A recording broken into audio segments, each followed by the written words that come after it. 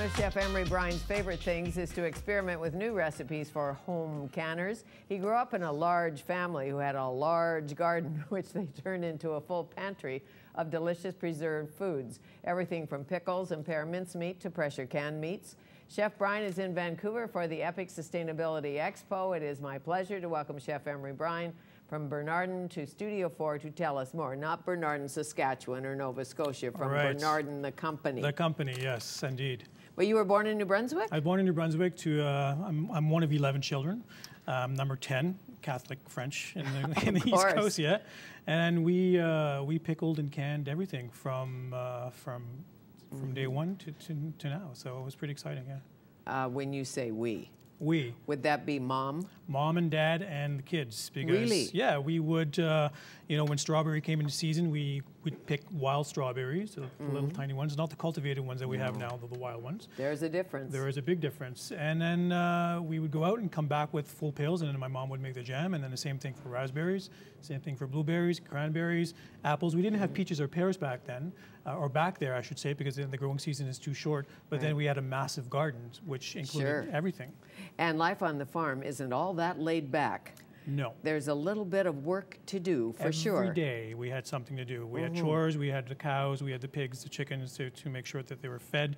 And, you know, sometimes if the cows weren't let out in the pasture in the morning and they didn't provide milk, in the evening my dad certainly knew that we didn't do our chore in the morning. So we didn't have There's milk. No sneaking out about that. There's no secrets and no sneaking out, no. It's for sure. Did your grandmother or your mom or your family warn you about be careful of the beans and that could explode, or make sure you don't do that because you could get botulism? Well, did you grow up with warnings? Well, the only warning that we really had was the pressure canner, because, you know, back then when I was a child, my mom would have the pressure canner on the stove, and the thing would spit out steam and bounce on the stove, and I was actually deathly afraid of it, because the thing, and my mother always said, be very cautious of that, because the contents in that pot are under pressure. Right. So you always had to make sure that, you know, the pressure wouldn't go over what it was supposed to be.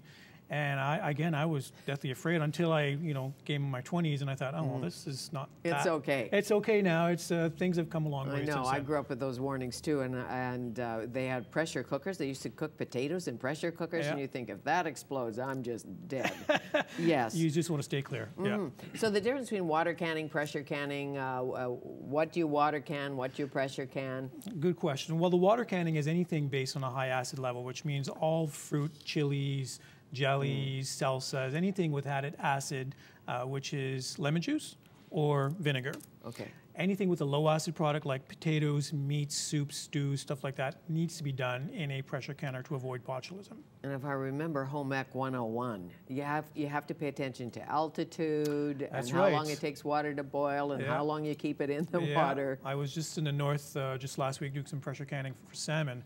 And of course, I was in BC, and usually I'm in Ontario, so they were not on an elevated area there. So I had to check what the elevation was, and we were 2,200 feet above sea level. So we had to increase the pressure canning and the water bath canning by 5 minutes, which is not a big deal, but it should be done just for safety purposes. Well, sure. And then you have to, when you pull it out of the pantry or the cupboard, you have to make sure that the lid's on right and something isn't raised. Right. Does that still matter today with all the new devices? If you pick up that beautiful jar of tomatoes and the lid was doing this. Well, what you want to do is once you've finished processing any item, let it cool down for 24 hours. Once it's cooled down for 24 hours, you just tap the top of the lid. If it doesn't bounce back, it's safe. And you know what? These kind of things, they're good for usually about a year. But I tell people, even after a year, if they still look good, the seal is still pretty good, if it appears to be okay, it should be okay. Just use some common sense sometimes, So are you saying all canned goods or canned goods? What would we still use canned, preserved. Canned, a year? 1 year. 1 year? So date them. Yeah, date them, and again, even if it goes past 1 year, like a month or two, I tell people usually use some common sense. Just look at it. If it appears to still be, the color's still okay, the seal is still good, there's still a good seal, go for it. Well, sometimes it hasn't been a year, and you look through the glass and see blue-green garlic. Yeah, well, what does that mean? That's an interesting one. Actually, it just means the garlic is immature or it's a little older. It's completely, when it went in? Yeah, it's completely and perfectly safe to use. Okay. Yeah, no problem. So if a vegetable changes color, that doesn't necessarily mean it's not okay. Right, and typically the only vegetable that will turn color is garlic. Okay. All other vegetables should. Now, if you've got cauliflower and it's becoming black or blue, that would be a question. Don't go there. No, don't go there. Just, you know what? And I also say, when in doubt, throw it out. My mother said that. My grandmother said that. Now we have best before dates, Best before as dates, you know. yes, yes. And I'm never sure. I know you used to work for Kraft Foods. Yes, for 10 years, yep. So the best before, does that really mean you have to eat it by then? And I know it's an argument we often have. By law, all foods have to have a best before date, and this came into play, I think, several years ago.